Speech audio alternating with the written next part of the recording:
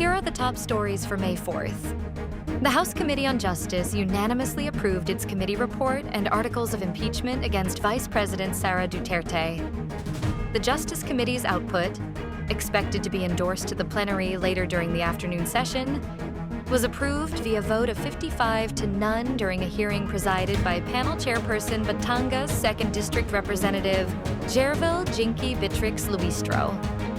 Monday's hearing capped the committee's series of exhaustive impeachment hearings, which reached its climax last April 29th, when it declared the presence of probable cause in the 2 impeachment complaints against Duterte.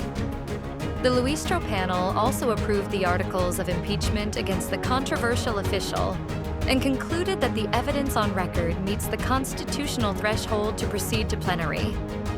In its report, the committee respectfully recommends the adoption of the resolution setting forth the articles of impeachment, along with its findings and conclusions on the allegations against Duterte. The Senate is gearing up for a busy and heavier workload in the next few months as it resumes regular sessions on Monday, May 4th after a month-long recess. Senators are getting ready for the passage of priority measures, endorsed by the Legislative Executive Development Advisory Council, even while the impeachment trial of Vice President Sara Duterte looms on the horizon. In a recent interview, Senate President Vicente Tito Soto III said the upper chamber is ready to tackle the impeachment complaint against Duterte once the House of Representatives submits the articles of impeachment to them this week. According to Soto, once the articles are received, he will immediately inform the plenary and refer the matter to the Committee on Rules for appropriate action, including setting the timetable and the initial procedures for the impeachment trial. The Senate is also set to resume its hearings on the flood control anomalies.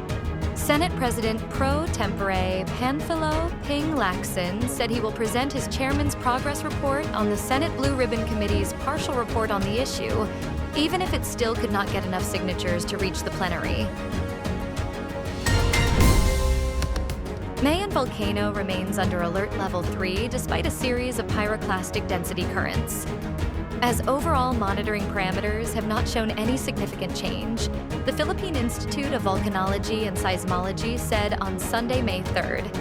Volcano Monitoring and Eruption Prediction Division Chief Maria Antonia Bornas said, "Alert level 3 is being maintained as hazardous activity continues, while seismicity, ground deformation, and gas emissions have not shown significant changes."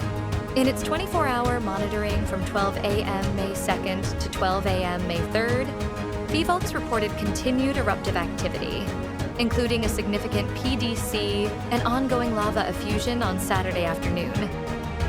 Lava flows extended up to 3.8 kilometers in Basud Gully, 3.2 kilometers in Bonga Gully, and 1.6 kilometers in Miisi Gully.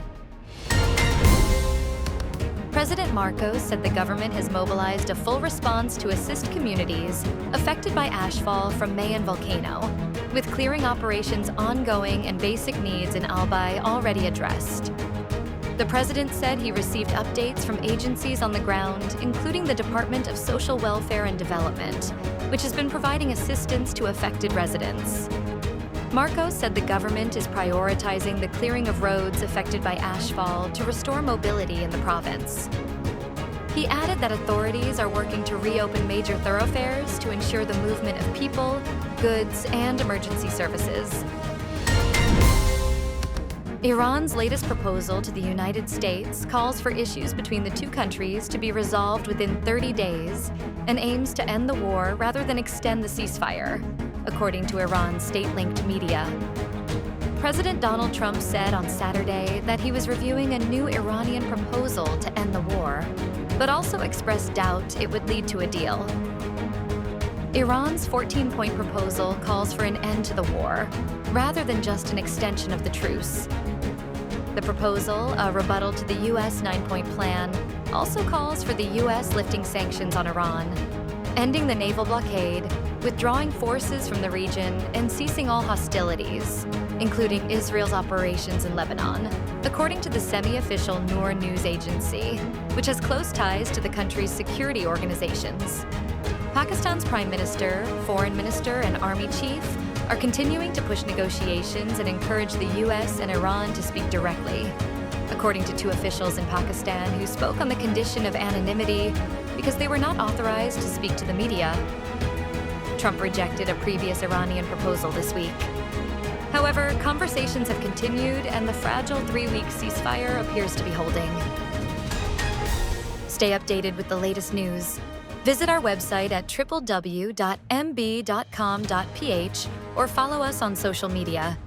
Thanks for tuning in to the Manila Bulletin Daily Rundown.